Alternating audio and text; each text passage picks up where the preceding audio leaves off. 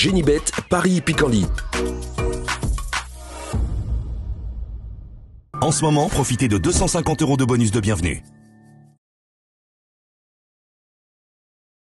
Salut à toutes et salut à tous, on prend la direction de l'hippodrome de Vincennes pour la réunion principale de ce vendredi 18 octobre. Le Quintet a rassemblé des trotteurs d'âge bien connus en pareille société. Je pense d'ailleurs que dans cette course, les cadets devraient pouvoir dominer leurs aînés. Nous évoquerons donc cette rencontre dans la première partie de l'émission et dans la deuxième, j'aurai des coups de cœur et des infos à vous transmettre puisque j'ai pu discuter avec certains socio-professionnels étant de la partie. D'ailleurs, des interviews seront, comme d'habitude, disponibles gratuitement sur canalturf.com. Sachez par ailleurs que vous pouvez liker ce programme et le partager, et ce, via nos différents réseaux sociaux. Ne vous en privez surtout pas. Donc pour ce quintet du vendredi 18 octobre, j'ai fait de mon favori numéro 5, Icar de Fitz, un cheval dur à l'effort, un cheval qui aime animer les courses. Il a remporté ses 4 dernières sorties et ce en patron. Il affiche à ce jour 19 podiums, dont une dizaine de succès en 42 courses courues. Ce cheval dur à l'effort me semble en mesure d'améliorer ce score en ce vendredi. Je lui poserai le numéro 9 dans cette épreuve, à savoir Isofou du Chêne, cheval de qualité également, qui a été préservé cette année. Pour sa course de rentrée, il a terminé deuxième sur le tracé proposé en 1,12 et fraction. Depuis, il a bien gagné le 20 septembre. C'est un cheval qui compte 14 podiums, dont 7 succès en une trentaine de courses courues. Un excellent ratio de réussite. Le numéro 11, Hibiscusman, est en forme. Il vient de remporter le prix Charles Mitz devant le boué et bon Indigo de Fontaine. Le cheval avait également pris une deuxième place dans un groupe 3 en début d'année. Obligé d'y croire. Le numéro 7, If You Can, est un cheval qui ne manque pas de moyens, somme toute assez régulier, 18 podiums pour lui en une quarantaine de courses courues, soit du 44% de réussite ou presque. Le cheval me semble ici en mesure de bien faire, d'autant qu'il sera léger dans sa ferrure et évoluera déféré, contrairement à sa dernière sortie pour sa rentrée à Rambouillet. Numéro 7, If You Can, méfiance, c'est un bel outsider. Numéro 4, Eliane Vry, lors de ses 6 derniers parcours, a toujours terminé parmi les 4 premiers. Troisième du prix Ophélia sur ce tracé dernièrement. Il doit pouvoir bien faire, tout comme le 14. C'est dans cette épreuve Edic Gemma qui est le plus riche de la course. Il doit certes rendre la distance, mais il reste sur 2 podiums convaincants et devrait, à mon avis, une nouvelle fois batailler pour les places. Le 3, Lucky Guy Boko, est un cheval scandinave qui a couru à 9 reprises sur entresol pour y avoir signé 7 podiums, dont de succès. En tête, il peut causer la surprise. Et le numéro 8, Indien de Fontaine, qui à mon avis évolue dans sa catégorie. Le cheval ici est en forme. Il sera pieds nus, confié à Franck Nivard. L'engagement au premier échelon est bon. Autant de paramètres qui le désignent comme un postulant sérieux pour l'obtention d'une place. Résumé chiffré pour ce quintet du vendredi 18 octobre. Le 5, le 9, le 11 et le 7 devant le 4, le 14, le 3 et le 8 en canon partant. On pourrait s'intéresser au numéro 13, Grindelwald. On se retrouve pour les coups de cœur. En ce moment, profitez de 250 € de bonus de bienvenue. Voici désormais mes informations et conseils de jeu pour ce programme du vendredi 18 octobre. On commence par Vincennes. J'ai pu discuter notamment avec l'entraîneur James Le Bouteiller. Je pense que l'interview sera disponible gratuitement sur canalturf.com.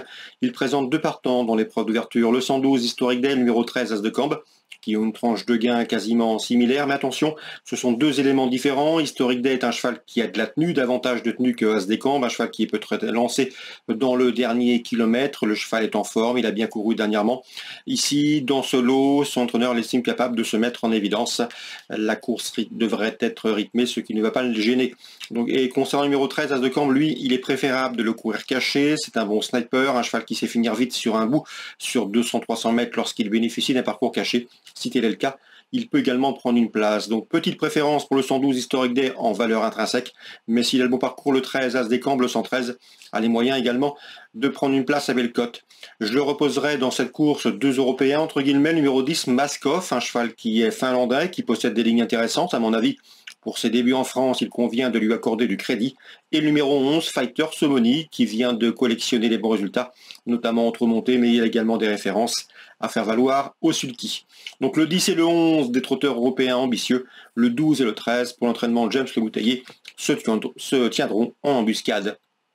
Concernant la suivante, Sylvain Dupont présente le 213 Caroline Caline. C'est une bonne jument, elle a des lignes intéressantes, elle a brillé notamment l'hiver dernier à Vincennes. Ensuite, elle a eu un long break volontaire. On l'a préservé en vue de cette deuxième partie de saison.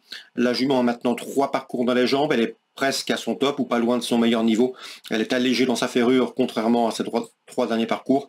Le profil de Vincennes ne la dérange nullement. Donc il vous l'aurez compris, le 213 Caroline Caline a les moyens de refaire parler d'elle dans ce deuxième rendez-vous. Sylvain Dupont l'aime bien. À mon avis, c'est une rivale sérieuse pour le 16 Commère de Corday, pour le 6 également comme ça, qui ont en commun de rester l'une et l'autre sur 3 succès. Dans le prix Louis Cauchois, une belle épreuve pour la jeune promotion, le 709 Marshall de Ceylan qui défend désormais la Kazakh Mbappé, l'oncle du célèbre footballeur international. Eh bien, ce 709 Marshall de Ceylan est invaincu en 3 courses courues, une invincibilité qu'il semble en mesure de préserver dans ce lot. C'est un cheval a priori d'avenir, le 709 Marshall de Ceylan. S'il retrouvera sur son chemin le numéro 7 Monzon Normand et le numéro 5 également Marathon Man, ses dauphins dans le récent Prix Faedra, il lui faudra à mon avis redouter le 708, à savoir Maestrovri qui reste sur 2 plaisants succès, donc un beau match en perspective. 709 Marshall de Ceylan, 708 Maestrovri, le 7 et le 5 doivent pouvoir lutter pour les places 709, 708, 707, 705. Petit mot maintenant sur la Réunion 4 à Lyon-Pareilly.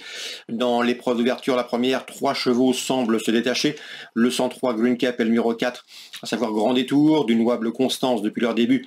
Ils devraient une nouvelle fois faire l'arrivée. Je le reposerai toutefois le numéro 6, Fort, un cheval qui s'est classé bon deuxième, encourageant deuxième à l'occasion de ses débuts publics sur cette piste Lyon-Pareilly fin septembre. Concernant la 5e, le 502 Guardian mérite crédit. Le cheval reste sur 2 bonnes places de deuxième. La dernière en date obtenue sur la piste de Pareilly, de quoi lui valoir de logiques et nombreux supporters, d'autant également que le cheval sera muni d'œillères australiennes, et ce, pour la première fois de sa carrière. Donc attention, 502, Guardian à Lyon-Pareilly, Réunion 4. Excellente journée à tous, très bon jeu. Rendez-vous désormais demain pour une nouvelle émission. Génibet, Paris Picardie. En ce moment, profitez de 250 € de bonus de bienvenue.